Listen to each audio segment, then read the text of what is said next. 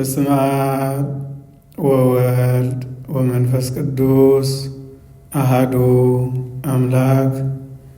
ሕዝበ እግዚአብሔር ክርስቶሳውያን ዝዓበኹም ዝነኣስኩም ኣብ ጾምን ኣብ ጸሎትን ኣብ ሱባኤን ተጸሚድኩም ክሳብ ዝቅዱስ ዕለትን ሰዓትን እዚ ዝበጽሐኩም ደሓን ሓዲርኩም ደሓን ውዒልኩም ደሓን ቀኒኹም ኣብዘ ዘለኹምሞ ሰላም እግዚአብሔር ይብጽሐኩም። ሕጂ እውን ተሪፉ ዘሎ ግዜ ሰሙነ ሕማማት ብፍልይ ዝበለ ጽንዓትን ንቕሓትን ብስግደት ዝተሰነየ ጾምን ጸሎትን ኣቕሪብና ግቡእና ፈጺምና ብርሃነ ትንሣኤ ንምርኣይ የብቅዓና እግዚአብሔር ኣምላኽና። ናይ ቅዱሳኑ ቃል ኪዳን ዘኪሩ ጾምናን ጸሎትናን ስግደትናን ተቐቢሉ ሰላሙን ምሕረቱን ጸጉን በረኸቱን የብዝሓልና። እነሆም በዓር ከም ቅዱስ ፍቓድ እግዚአብሔር ኣምላኽና ሰሙነ ሕማማት ንኣቱ ኣለና።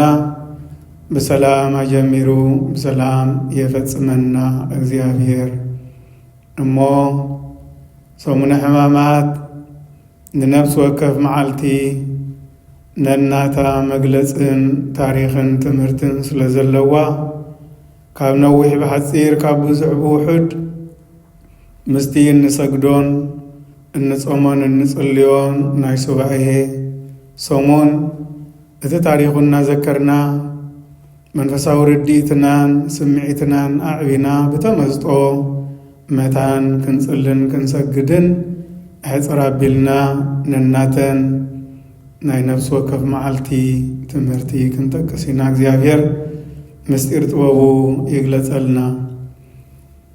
ሰሙነ ሕማማት መእተዊ ወይ ከዓ ርእስቲ ትምህርትና ኣብ ትንሣኤኡ ከሳትፈና ኣብ ሕማማቱ ንሳተፍ ኩለና ዝብል እዩ። ኣብ ሕማማቱ ከይተሳተፍና ኣብ ትንሣኤኡ ክንሳተፍ ኣይንኽእልን ኢና። ከይጾምካ ክትስዕር ኣይትኽእልን ኢኻ።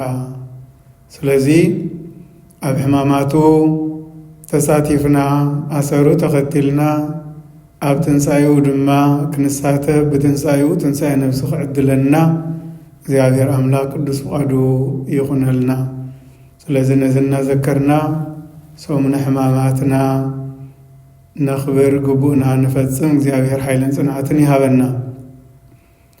ውእቱ ነስአ ደዌነ ወጾረ ሕማመነ ውእቱ ነስአ ደዌነ ወጾረ ሕማመነ ብሓቂ ንሱ ንሕማምና ጾሮ ንስቓይና ድማ ኣብ ነፍሱ ጸዓኖ ንሱ ብሰሪ ገበና ቆሰለ ብሰሪ ኣበሳና ድማ ተኸትከተ ንሕና ሰላም ምእንቲ ክንረክብ መቕጻዕቲ ናብኡ ወረደ ንሕና ድማ ብስምብራቱ ሓወና ይብል ኢሳይያስ 53:4-5።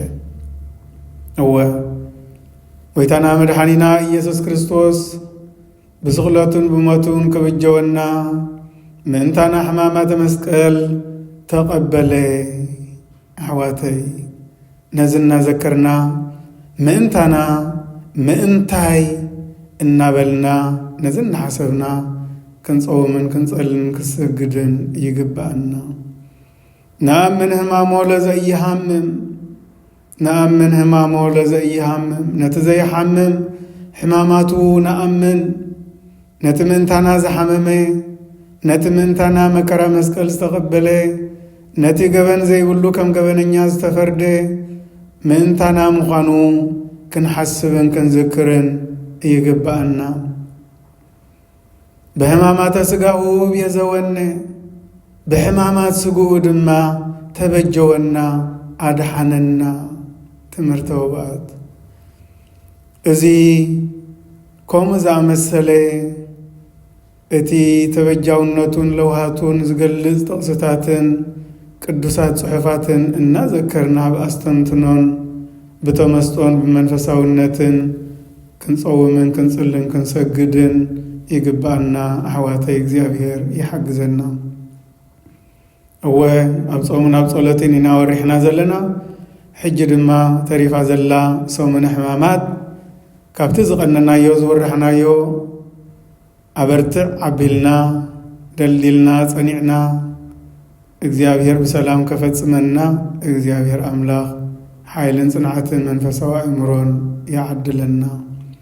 እዚ ፍሉይ ናይ ሰሙነ ሕማማት ስርዓተ ጸሎትን ስግደትን ብኸመይ ዝበለ ኣገባቢው ዝፍጸም እንተዳኢልና ሓደ ሓደ ንዑ ዝምልከት ክንርኢና።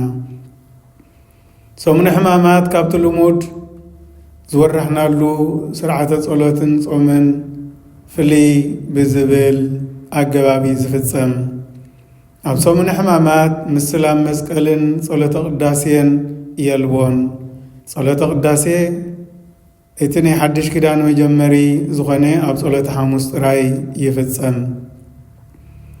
እዚ ድማ ዘመነ ኩነንየ እንዝክረሉ ወቕትን ሰሙንን እዩ።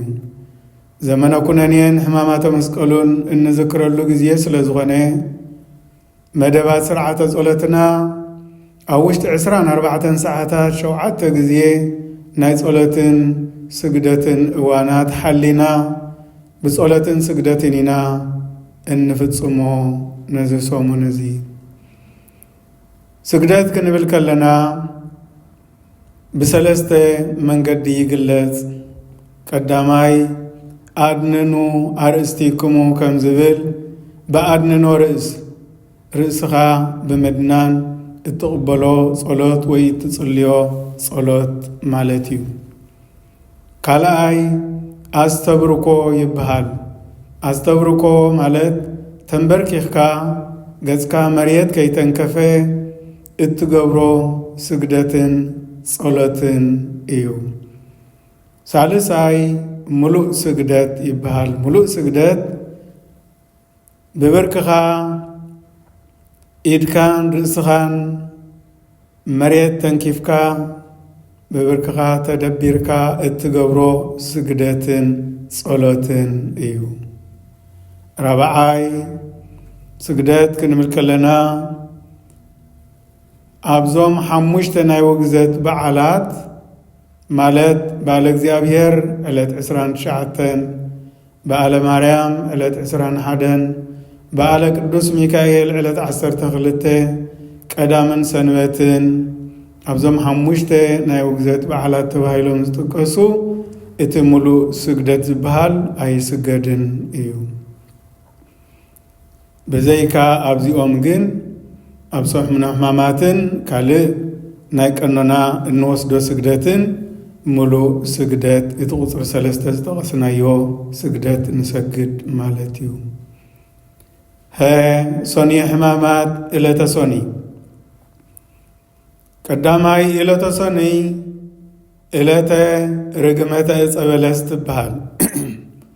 ኣብ ማቴዎስ 21:18-22 ከምኡውን ሉቃስ 13:6 ክሳብ 9 ከም ዝምህረና ጎይታና መድኃኒና ኢየሱስ ክርስቶስ ነታ ኦም በለስ ፍረ ዘይብላ ምስ ረኸባ ረገማ ይብል። እዚ ድማ ምሳሌ ወዲ ሰብ ኮይኑ ወዲ ሰብ ፍረ ሃይማኖት ዘይብሉ እምነት ብንስሓ ዘይተሓፀበ ህይወት ከይህልዎ ኣብ ቅድሚ ኣምላኽ ፍረ ዘይብሉ ኮይኑ ከይርከብ ዝምህረናን ዘጠንቅቐናን ቅዱስ ቃል እዩ። ካልኣይ ዕለተ ሰኑይ ኣብ ማቴዎስ 21:12-17 ከምኡውን ኣብ ማርቆስ 11:15-16 ከም ዝምህረና ዕለተ አንጽሖተ ቤተ መቅደስ ትበሃል። ዕለተ አንጽሖተ ቤተ መቅደስ ጎይታና መድኃኒና ኢየሱስ ክርስቶስ ነቶም ኣብ ቤት መቅደስ ዝሸጡን ዝልውጡን ዝነበሩ ዝገሰጸሉን ዝገነሓሉን ዘጽረየሉን ዕለት ስለ ዝኾነ እዩ። ለዕለተ ሰሉስ ቀዳማይ ዕለተ ሰሉስ ሕቶ አይሁድን መልሲ ጎይታና መድኃኒና ኢየሱስ ክርስቶስን እንዝክረላ ቅድስት ዕለት እያ። ዕለተ ሰሉስ ንጎይታና መድኃኒና ኢየሱስ ክርስቶስ ጸሓፍትን ፈሪሳውያንን ብናይ መን ስልጣን ኢኻ እዚ ኩሉ እትገብር ዘለኻ ኢሎም ምስ ሓተትዎ ንሱ ድማ ቅድሚ መልሲ መሃቡ ከም ዝኽብል ሓተቶም ጥምቀተ ዮሐንስ ካብ ሰማይ ድዩ ካብ ሰብ ወይ ካብ ምድሪ እዚ መልሱለይ እሞ ኣነ ድማ ክምልሰልኩም የበሎም። ንሳቶም ድማ ካብ ሰማይ እንተበልናዮ ንምንታይ ደኣ ዘይተኣምንዎ ዘይትቕበልዎ ክብለና እዩ። ካብ ሰብ እንተበልናዮ ድማ ዮሐንስ ከም ነቢይ ስለ ዝኾነ ህዝቢ ክኽዕበና እዩ በማለት ኣይንፈልጥን በልዎ። ጎይታና መድኃኒና ኢየሱስ ክርስቶስ ድማ ክብርን ምስጋናን ንዑ ይኹን። ንሱ ድማ ኣነ እውን ብናይ መን ስልጣን ከም ዝሰርሕ ኣይነግረኩምን በሎም። በዚ ድማ ተቖጥዑ። ማቴዎስ 21:23-26 ማርቆስ 11:27-30 ከምኡውን ሉቃስ 20:1-8 ካልኣይ ዕለተ ሰሉስ ዕለተ ትምህርቲ ትበሃል። ካብ ሃይማኖት ስለ ዝረሓቁ ካብ ፍቕሪ እግዚኣብሔር ስለ ዝተፈልዩ ጸሓፍትን ፈሪሳውያንን ኣይሁድ ዕድሚኦም ብዘረባን ምቅዋምን ተንኰልን ከይሕልፍዎ ወቀደምትኒ ይከውኑ ድህረ ከም ዝበሎ እቶም ድሕሪኦም ዝመፁ ከይቅድምዎም ነብሶም ዝድሕነሉ ስራሕ ከይሰርሑ ከይነብሩ ይምህሮም ነበረ። ንሳቶም ግና ኣብ ግብሪ ኣየውዓልዎን። ተማሂርካ ጽኒዕካ ኣብ ግብሪ ካብ ዘይመውዓል የድሕነና እግዚአብሔር።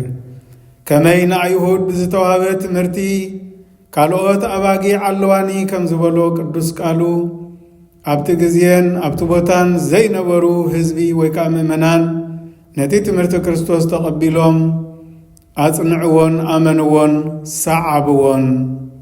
ምስቶም ኣሚኖም ዝሰዓቡ ይጸምብረና። ዕለተ ረቡዕ ዕለተ ረቡዕ ንጎይታና መድኃኒና ኢየሱስ ክርስቶስ ንምሓዝ ምኽረ አይሁድ ዝጸደቐሉ ዕለት እዩ። ይሁዳ 30 ቅርሺ ተቐቢሉ ምስኣቶም ተሰማሚዑ ከትሕዞ ዝመኸረሉን ዝተሰማማዓሉን ዕለት እዩ። ማቴዎስ 26:3 ማርቆስ 14:1-11 ከምኡውን ሉቃስ 22:3-6 ይገልጸልና። ይሁዳ ዝተቐበሎ 30 ቅርሺ ካበይ መጸ? ይሁዳ ዝተኸፍሎ 30 ቅርሺ ካበይ ዝተዋህለለ እዩ? ታሪኽ ንግሥቲ ኣዝየብ ታምሪን ዝተባህለ ሰብ ብዛዕባ ጥበብን ፍልጠትን ክእለትን ንጉሥ ሰሎሞን ብዝሓበራ መሰረት እቲ ብእዝናት ሰማዓቶ ታሪኽን ዕብየትን ጥበብን ንጉሥ ሰሎሞን ብዓይና ክትሪኦ ተመንያ ናብ ኢየሩሳሌም ከደት። ነቲ ኣብ ቤተ ሰሎሞን ዝነበረ ጐይታ ዝስቀለሉ ዕንፀይቲ ምስ ተሳገረት ድማ ኣብ እግራ ዝነበረ ሕማም ገደፋ ወይ ከዓ ሓወየት እሞ በዚ መሰረት ነዚ ግበር ተኣምራት ዝኾነ እጽ ገጸ በረኸት ይግብኦ እዩ በማለት ንግሥቲ ኣዝየብን ንጉሥ ሰሎሞንን ሓደ ቅርሺ ገጸ በረኸት ኣውደቑሉ። ብድሕሪኡ ዝነገሱ 28 ነገሥታት ድማ በዚ መሰረት ሓደ ቅርሺ ገጸ በረኸት የውድቑሉ ነበሩ። ስለዚ እዚ ተዋህሊሉ 30 ቅርሺ ዝጸንሐ ንይሁዳ ዝተዋህበ እዚ እዩ።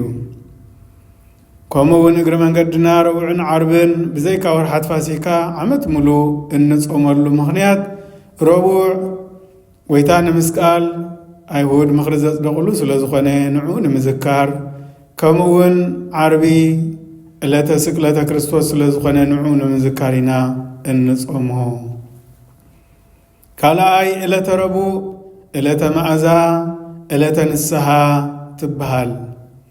ጎይታና መድኃኒና ኢየሱስ ክርስቶስ ክብርን ምስጋናን ንዑ ይኹን ኣብ ቤት ስምዖን ዓሪፉ ተቐሚጡ ኸሎ ማርያም እንተ እፍረት 300 ዝወደአ ቅዱይ ሽቱ ሒዛ መጽያ እግሩ ዝደረዘትሉን ይቕሬታን ምሕረትን ዝረኸበትሉ ቅዱስ ዕለት ስለ ዝኾነ ማቴዎስ 26:6-13 ማርቆስ 14:3-9 ዮሐንስ 12:1-8 ይምህረና።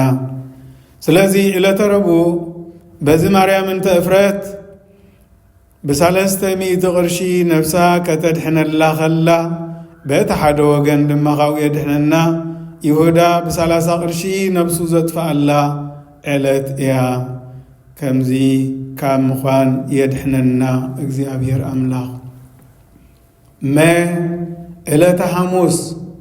ዕለተ ሐሙስ ዕለተ ትሕትና ትበሃል።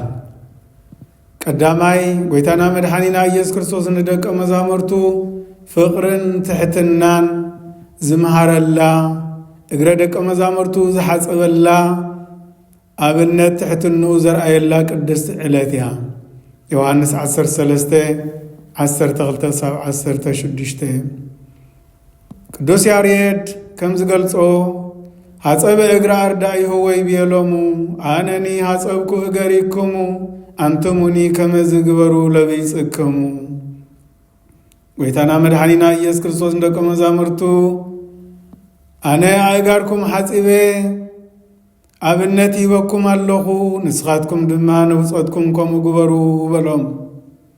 ትሕትናን ፍቕርን ምክብባርን መለለይኦም ከም ዝኸውን ድማ ሓደራን ለበዋን ሃቦም ይብለና። እዚ ስለ ዝኾነ ነዚ ቅዱስ ኣብነት እዚ መሰረት ብምግባር ኣብ ቅድስቲ ቤተ ክርስቲያንና እንሆ ሎምውን እቲ ዝዓበየ ናይ ሃይማኖት ኣቦ ስርዓተ ሕፅበተ እግሪ ይፍጽም ኣምሳል ጎይታና መድኃኒና ኢየሱስ ክርስቶስ ኮይኑ እዚ ስርዓት እዚ ክበጽሕን ክፍጸምን ከሎ ድማ ብፍሉይ ጣዕመ ዜማ ሐዋርያቲሁ ከበበ እግረ ኣርዳኢሁ ሓፀበ ኮኖም ኣበ ወእመ ወመሃሮም ጥበበ ሃሌሉያ እናተባህለ ይዝየም። እዚ ማለት እቲ ቅድሚ ዓለም ዝነበረ ዓለም ሓሊፉ ዝነብር ጎይታ እግሪ ደቀ መዛሙርቱ ሓፀበ፣ ኣቦን ኣደን ድማ ኮኖም ከምኡውን ጥበብ መሃሮም ይብለና። ብምቕጻል ሰብህዎ ለእግዚአብሔር በቅዱሳኑ እናበልካ ሐዋርያቲሁ ከበበ እግረ ኣርዳኢሁ ኣፀበ እናተዘመረ እናተመላለሰ ስርዓተ ሕፅበተ እግሪ ይፍጸም። ኣተሓሒዙውን ናይ መጀመርትያ ናይ ሓድሽ ኪዳን ስርዓተ መስዋይት ስርዓተ ቅዱስ ቁርባን ዘርአየሉ ቅዱስ ዕለት ስለ ዝኾነ ጸሎተ ቅዳሴ ይጅመር። ጸሎተ ቅዳሴ ናይ ዕለተ ሐሙስ ብዘይደወልን ቃልኣዋድን ይፍጸም። እዚ ድማ ምስጢሩ ሐሙስ ምሸት ኣይሁድ ንጎይታና መድኃኒና ኢየሱስ ክርስቶስ ብመሪሕነትን ምልክትን ይሁዳ ብሰላሕታ መጺኦም ከም ዝሓዝዎ ንምግላጽ እዩ። ከምኡውን ዲያቆን ተንስኡ ለጸሎት ክብል ከሎ እግዚኦ ተሳሃለነ ኣይበሃልን ኣቡነ ዘበሰማያት እዩ ዝበሃል። ከመይ ተንስኡ ለጸሎት ዝበለሉ ኣዳም ኣብቲ ክርስቶስ ብስልጣን መለኮቱ ሲኦል ወሪዱ ነፍሳት ከድሕን ከሎ ሰዓቱ ቆፂሩ ንጸሎት ንተንስእ ምስ በለ እግዚኦ ተሳሃለነ ዝበለሉ ቶም ህዝቢ ኣተሓሒዙውን ጎይታና መድኃኒና ኢየሱስ ክርስቶስ ሰላም ንዓኹም ይኹን ምስ በሎም ምስለ መንፈስከ ዝበልሉ ስለ ዝኾነ እዚ ሰዓት እዚ ስለ ዘይበጽሐ ተንስኡ ለጸሎት ምስ ተባሃለ ኣቡነ ዘበሰማያት ይበሃል። ምኽንያቱ ኣቦና ኣብ ሰማያት ዘሎ ሰማያት ትነብር ከም ዝበሃል ከድሕነና ይመጽእ ከም ዘሎ ኣብ ትጽቢት ከም ዘለና ንምግላጽ እዩ። ካልኣይ ዕለተ ሐሙስ ዕለተ መስዋዕቲ ትበሃል። ከም ዝቐዲምና ዝጠቐስናዮ ኣብ ብሉይ ኪዳን ዘዳግም 12:1-28 ዘሎ ስርዓተ መስዋዕቲ ብሉይ ኪዳን ንምቕያር ንመጀመርታ ጊዜ ሓንሳብን ሓዋሩን ስርዓተ መስዋዕቲ ሓድሽ ኪዳን ስጉእን ደሙን ዘረኣየሉን ዝሃበሉን ቅዱስ ዕለት ስለ ዝኾነ ማቴዎስ 26:26-29 ዕለተ ሐሙስ ምስጢረ ቁርባን ዝተጀመረሉ ቅዱስ ዕለት እዩ። በዚ ድማ ንሱ ምሳና ንሕና ምስኡ ከም እንነብር ናይ ዘለዓለም ህይወት ከም እንወርስ ድማ የምህረናን የተስፈወናን ዮሐንስ 6:48-58 ስለዚህ እዛ ቅድስቲ ዕለት እዚኣ ዕለተ ምስጢር ዕለተ መድኃኒት ተባሂላውን ትጥቀስ። ሉቃስ 22:20 ሳልሳይ ዕለተ ሐሙስ ዕለተ ጸሎት ትበሃል። በዛ ቅድስቲ ዕለት እዚኣ ጐይታና መድኃኒና ኢየሱስ ክርስቶስ ብአይሁድ ቅድሚ ምትሓዙ ባዕሉ ጸልዩ ንደቀ መዛሙርቱ ድማ ኣብ ፈተና ከይተኣትዉ ንቑሑን ጸልዩን ኢሉ ዝመሃረላ ዕለት ስለ ዝኾነት ሉቃስ 22:14-46 በዚ መሰረት ከዓ ኣሕዋተይ ንቕሓተ ህሊናን ትግሃትን ጸሎትን የድልየና። ራብዓይ ዕለተ ሐሙስ ዕለተ ጸዋትወ መስቀል ትበሃል። ከመይ ሐሙስ ምሸት ጐይታና መድኃኒና ኢየሱስ ክርስቶስ ምስ ደቀ መዛሙርቱ ኣብ ዝነበረሉ ጊዜ እምነት ብዘይብሉ ስግደት መጺኡ ይሁዳ ከም ዘተሓዞ ንምግላጽ ከምኡውን ናብ ሊቃነ ካህናትን ሽማግለታትን ቀያፋን ከም ዝወሰድዎ ልብሱ ገፊፎም ብበትሪ ከም ዝወቕዕዎ ሕማማተ መስቀሉ ከም ዝተጀመረ ንምግላጽ እዩ። ማቴዎስ 26:61-64 ሓሙሻይ ክሳብቲ ዕለተ ምሕረትን ድሕነትን ማለት ዕለተ ትንሣኤ ቅዱሳን ሐዋርያት ካብ ጐይታ ተፈልዮም ተበተኑ ንመጀመርታ ጊዜ ካብኡ ተፈልዮም ክውዕሉ ክሓድሩ ከኣሉ ዝተፈላለየ ፈተናን ሓዘንን ድማ በጽሖም እሞ በዚ መሰረት ነዚ ቅዱስ ዕለት እዙ እናዘከርና ብንቕሓት ብእምነት እናጸለና ንእግዚአብሔር ኣምላኽና እናመስገናን እናለመናን ክንፍጽሞ እሞ ብርሃነ ትንሣኤ ብሰላም ከርየና እግዚአብሔር ኣምላኽ ቅዱስ ፍቓዱ ይኹነልና። መጠቓለሊ ዕለተ ሐሙስ ምጅማር ቅዱስ ቁርባን ስርዓተ ሓድሽ ኪዳን እዩ ኢልና። እዚ ስለ ዝኾነ እምበር ብመሰረት እምነት ኦርቶዶክስ ተዋህዶ ቅድስት ቤተ ክርስቲያን ምስጢረ ቁርባን ሓደ ካብቶም 5 ኣእማደ ምስጢር እዩ። ቅዱስ ቁርባን ምስጢር ይበሃል። ምስጢር ዝተባህለሉ ምኽንያት ድማ እቲ ህብስትን ወይንን ምስ ተጸልየሉን ምስ ተባረኸን መንፈስ ቅዱስ ይወርዶ እሞ ብዘይረአ ነገር ኣማናዊ ሥጋ ክርስቶስን ኣማናዊ ደም ክርስቶስን ስለ ዝኸውን ወይ ስለ ዝልወጥ በዚ ምስጢር ይበሃል። ቀዳማይ ቆሮንቶስ 10:16-18 ከምኡውን መጽሓፍ ሃይማኖተ አበው 28:22 ይምህረና። ቅዱስ ቁርባን ዝህቦ ረብሓ እንታይ እዩ? ቅዱስ ቁርባን ዝህቦ ረብሓ ብመሰረት ትእዛዝ ጐይታና መድኃኒና ኢየሱስ ክርስቶስ ሕግን ትእዛዙን ኣኽቢርና ምፍጻም ክኸውን ከሎ ኣብ ርእሲኡ እንረኽቦ ረብሓ ድማ ቀዳማይ ሥጋይ ዝበልዐ ደመይ ሰተየ ናይ ዘለዓለም ሕይወት ኣለዎ ይብለና ዮሐንስ 6:54-57 በዚ መሰረት ኣምላኻዊ ቃል እዚ በዚ ኣምላኻዊ ቃል እዚ መሰረት ናይ ዘለዓለም ሕይወት የውህበና መን ቅዱስ ቁርባን ካልኣይ ምስ ክርስቶስ ሓድነት ይበና ቀዳማይ ቆሮንቶስ 10:16-18 በመለኮታዊ ቃሉ ባዕሉ ብዝሃበና ቅዱስ ተስፋ መሰረት ምስ ጐይታና መድኃኒና ኢየሱስ ክርስቶስ ብሓድነት ናይ ምንባር ዕድልን ሃብተ ውሉድነትን ንረክብ። ሳልሳይ ካብ ኃጢአትና የንጽሃና ቀዳማይ ዮሐንስ 1:7-9 ከም ዝምህረና ንድሕነትና ኢሉ ዝሃበና ትእዛዝ ብምፍጻምን ንጹሃት ቅዱሳት ወረስቲ መንግሥተ ሰማያት ንኸውን እሞ ቅዱስ ቁርባን ብምውሳድ እምበር ኣሕዋተይ እዚ ኣብ ላዕሊ ዝተጠቕሰ ረብሓ ረኺብና ካብ ሥጋዊ ጉድኣትን ነፍሳዊ ጥፋትን ድሒና ንዘለዓለም ድማ ኣብ ሰማያዊ ኣብ ናይ ሕይወት ቦታ ንምንባር ብቕዓት ይገብረና እሱ ክንገብር ባዕሉ ይደግፈና። ቅዱስ ቁርባን ንምውሳድ እንታይ ከነማልእ የድልየና? ቅዱስ ቁርባን ንምውሳድ ከነማልኦ ዘድልየና ነገራት ቅድመ ቁርባን ስጉን ደሞን ንዝሃበ ጐይታና መድኃኒና ኢየሱስ ክርስቶስ ከም መድኃኒናን ተበጃዊናን ምፍላጥን ምእማንን ትእዛዛቱ ንምፍጻም ድማ ቅሩባት ምዃን እዚ ዝስዕብ ሕያው ቃል እግዚአብሔር ተመርኮስና ድማ ኃጢአትና ብምንዛዝ ንስሓ ብምውሳድ ካብ ናይ ዓለም ርስሓት ነፃ ምዃን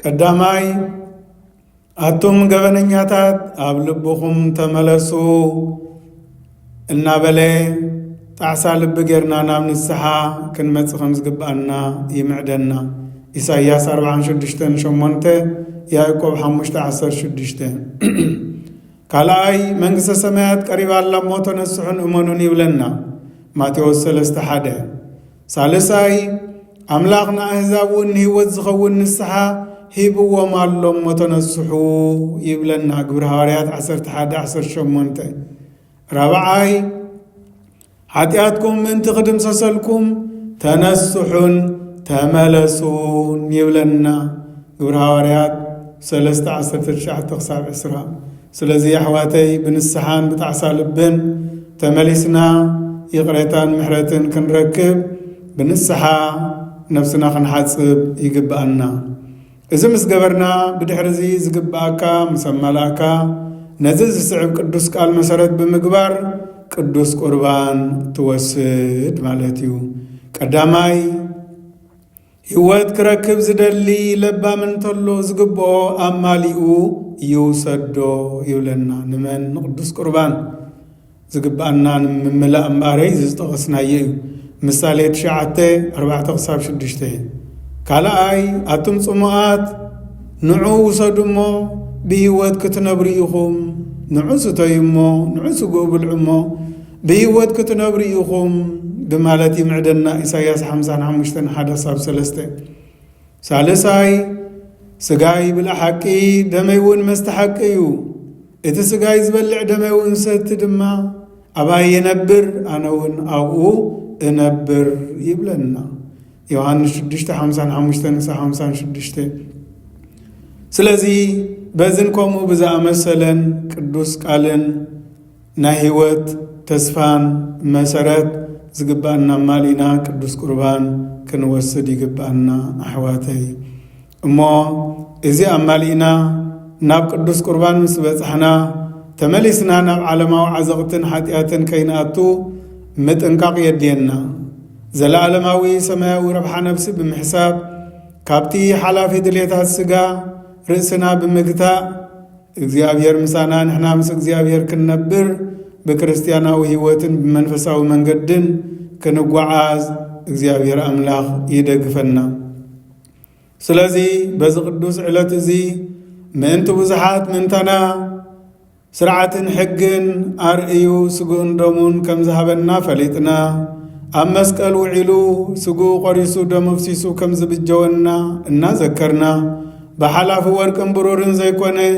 ህይወቱ ብምውፋይ ብደሙ ከም ዝዓደገና እናሓሰብና ኣሕዋተይ ህይወተ ነፍሲ ዝህበና ቅዱስ ቁርባን መውሳድ ብስጋን ብነፍስን ከም ዝጠቕመናን ከም ዘድሕነናን ክንግንዘብ ይግባአና እሞ ብስጉእን ደሙን ተሓቲምና ሰላሙን ምሕረቱን ክንረክብ ድማ እግዚአብሔር አምላክ ቅዱስ ፍቃዱ ያዕድለና ተሪፉ ዘሎ ጊዜ በሰላም አፈጺሙ ሕጅውን ብርሃነ ትንሣኤው በሰላም በቅሳነት በሐድነት በምሕረት ንምርአይ ይብቃዓና እግዚአብሔር አምላክና ስለተዛሃበና ቅዱስ ቃላቱ ክብርን ምስጋናን ውዳሴን አምልኾን ንዑ ይኹን ናይ ቅዱሳኑ በረኸት ረድኤት ኣይፈለየና አሜን።